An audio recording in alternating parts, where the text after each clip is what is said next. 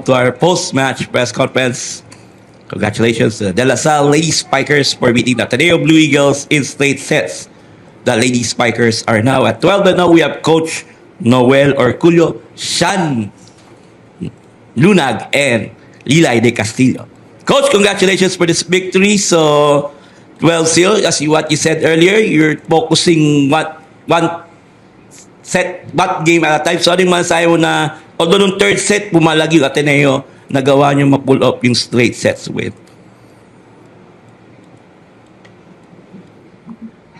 Well, yun nga, medyo nung third set, medyo nag-relax eh. Parang nawala sa focus na naman. So, hopefully, wag nang mangyari yun sa susunod. Yun lang naman lagi namin pinaalala sa kanila. Laging yung focus hindi mawala.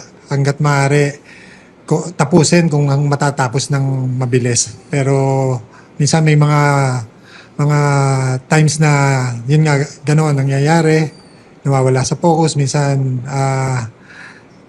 tawag dito, alam nilang lamang, nagre-relax. So, yun lang. Kailangan lang wag alisin yung focus sa game.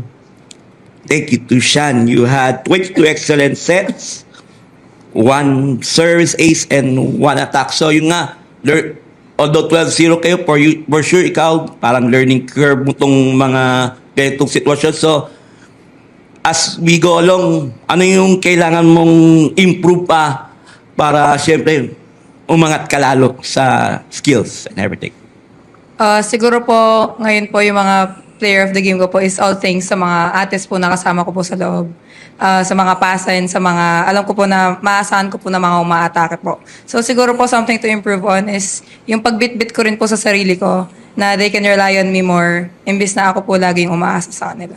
Yun lang. Thank you to Lilay. 6 of 10 attacks, 2 blocks, 1 service ace. So yun nga, 12-0 kayo. Pero syempre, yung mindset nyo, 1 game at a time. So, as papalapit na tayo sa next stage ng season, ano yung nakikita mong kailangan mong i-improve sa sarili mo para syempre, lalo na pabigat ang laban? Sa amin naman po, first of all, yung 12-0 namin standing, for me, it's just merely a number po. For us, para wala po yung pressure sa amin. Pero syempre, parang goal pa rin namin, ma-sweep kung yun yung ginogol namin. Pero para maiwasan po namin yung dagdag pressure, parang mas ini-enjoy na lang namin, lalo na malapit na rin po itong pa-semis. Parang na-enjoy ko na lang yung time na with my teammates. And something na need ko pa pong i-polish, syempre yung confidence ko inside the court. Kasi if mas mataas yung confidence ko, nag-radiates kasi siya sa ibang teammates ko, mas nakahata ko sila. So, feel like in that way, kaya ako maging ate sa kanila, especially kay Sunshine, na mag-guide ko sila throughout the elimination po. Thank you so much, Lilay. Okay. Coach, in your last win, nabanggit mo na hindi talaga nasa isip nyo so far yung elimination rounds, kumbaga 1 game at a time na talaga. So, with this kind of win against Ateneo, gaano ka lang natuwa sa pag-respond ng girls dun sa challenge mong ano yun? Yun nga, like the past 2 days na nag-ensayo kami, yun nga yung pinaalala namin sa kanila, pinaalala ni Coach na yung focus, wag alisin, yung respeto, kailangan kung ano yung ina-ensayo namin, yun yung ilabas sa game. So, yun, maganda naman yung naging resulta. First 2 sets, talagang nakita namin kung ano yung pinag-ensayuhan namin. Coach, today, Angel still, ayun nga, Angel, ganun pa yung laro niya. Pero ang pinaka din nagdala sa inyo, yung middle blockers niya, si Lilay at si Amy. Gano'ng crucial na lang silang dalawa sa gusto niya nga maabot this season na championship? So yun nga, malaking factor sa amin talaga na nagko-contribute yung middle namin. Kasi yung outside hitter, andyan na yan given na yan. Kailangan lang talagang makapag-contribute yung dalawang middle. Once na naging effective yung dalawang middle namin, siguro yun yung talagang magiging formidable talaga yung team. Once na nagpe-perform sila. And even yung connection din ng setter sa kanila. For the 2 players, with the win kasi na-seal nyo na yung number 1 spot siguro masasabi nyo bang may nabawas din na pressure na kumbaga nothing to lose, kumbaga din naman kayo dun sa next 2 games nyo and getting ready for the final 4 or maybe even the finals kung ma-sweep nyo ito? Di naman po, parang di naman po natanggal yung pressure dahil na-secure na nga po yung number 1 spot.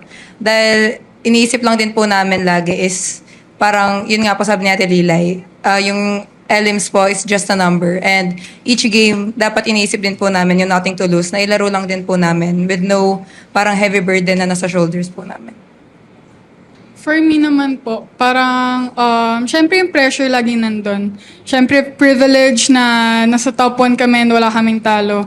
And privilege kami na may opportunity kaming masweep to kung kaya po namin. Pero parang, as of regarding sa pressure, parang, hindi po nawawala yun. Lagi po talaga yun nandun. It's a matter of how are we gonna handle it as a team po.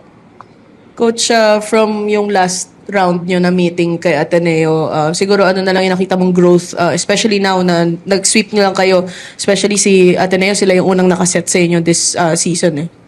Well, siguro from first round, nakita naman namin yung kagustuhan ng mga bata na wag nang maulit yung nangyari ng first round na makaset sila. Siguro ando na yung focus, yung respeto sa kalaban. So, since nakita naman namin na ito nga, yung naging resulta, so natutuwa naman kami dahil pinanindigan nila yung sinabi nila na hindi na makakasit yun.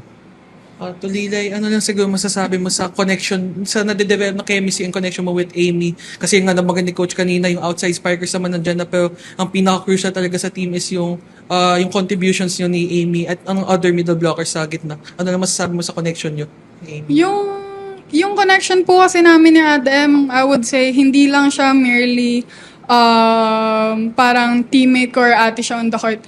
Parang more of a, parang ano ko talaga siya, model as in. So parang, kung ano man na-achieve ni ate, kung ano man kayang gawin ni ate, na-achieve ko din na magawa ko. Parang, siya yung inspiration ko, tsaka model ko to be a better person. Kasi ang daming pinagdaanan ni Ate Amy.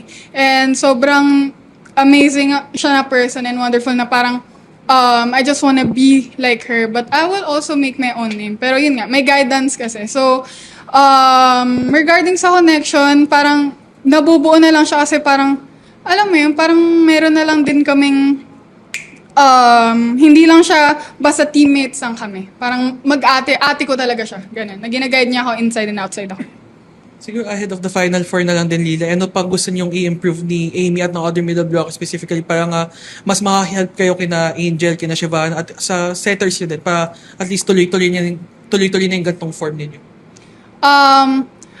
In terms of technical skills, kasi nandun naman yun eh. Lagi kami nag-ensayo, papahirap kami sa ensayo. So I feel like more on kailangan namin i-improve is your emotional game namin. Like kung paano namin i-uplift sarili namin, first of all, kapag sobrang pressure na yun, paano namin na-uplift yung mga teammates na namin na nasa loob na hindi na masyado makagalaw because of pressure. So, hindi lang siya more on skills, more of I think paano namin malalagpasan, tutulungan yung mga teammates sa amin na malagpasan yung bawat pressuring, yung bawat hirap na game na mapagdadaanan namin as a team.